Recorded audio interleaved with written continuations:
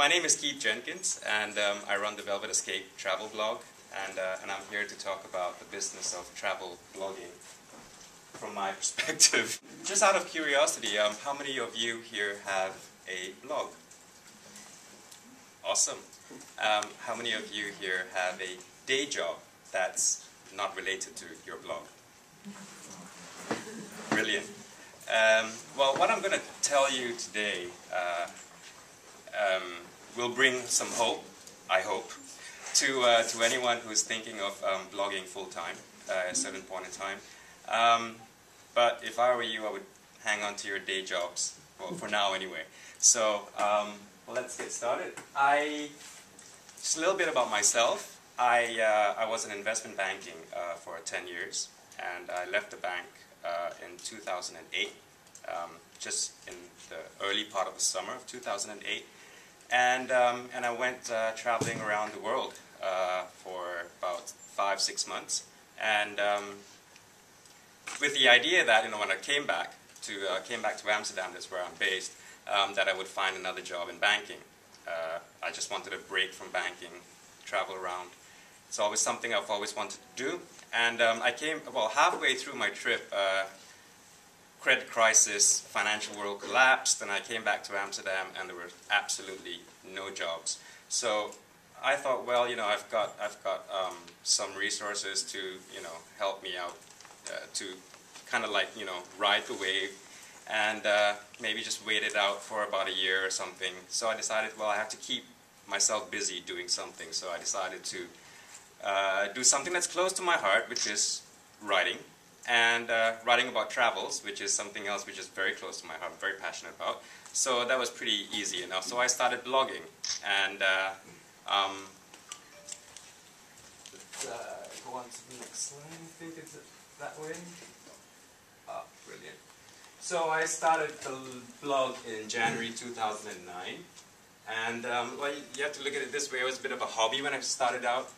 It was something that I really enjoyed doing. I enjoyed writing about my travels, and then I discovered WordPress, and this whole world just opened up for me, and it was really cool. It's like doing my research, discovering things like themes and plugins and widgets and SEO, and these things were all completely alien to me. So it was in the beginning, the early days, doing a lot of research.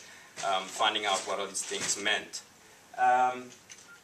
It was also about discovering my voice, what I like to write about. In the beginning, my blog was just like all over the place. I was ranting about airlines which are thinking of charging for usage of the toilets, or mobile phones on aeroplanes. I was writing about destinations. I was just writing about everything I could think of, and publishing 2 or 3 times a day.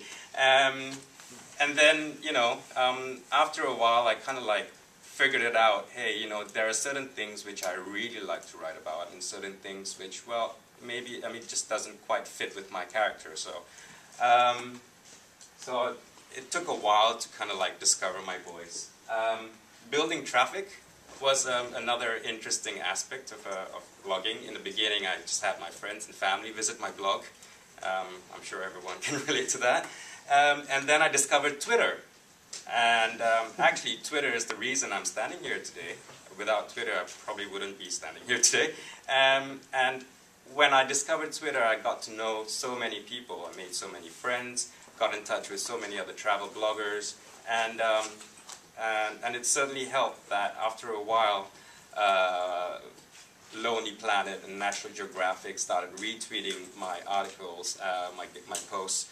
And a lot of people here in the room as well started retweeting my post. Thank you very much. And traffic just took off after about, I don't know, 4 months. And as I said, I was making a lot of friends as I was tweeting every day and writing stuff and getting people to write for me. Guest posting, I was doing a lot of guest posting. It was something I really enjoyed as well. What happened was, I think it was in November 2009 when the first job offers from the banks started trickling in, and I was faced with this decision. Do I want to go back to banking, or do I want to continue blogging? And I was having such a great time doing it. I was enjoying my time, just, you know, traveling, writing. I was not making any money. That was a huge difference, obviously, between going back to banking and continuing with blogging. I had to make some money if I wanted to continue to do this. So I decided, well, you know, I'm having such a great time. I'm really passionate about this. I really want to continue blogging. So I made that decision. I turned down the job offers and I just continued on this blogging path. But obviously it's like, well, I continue on this blogging path, so what's next?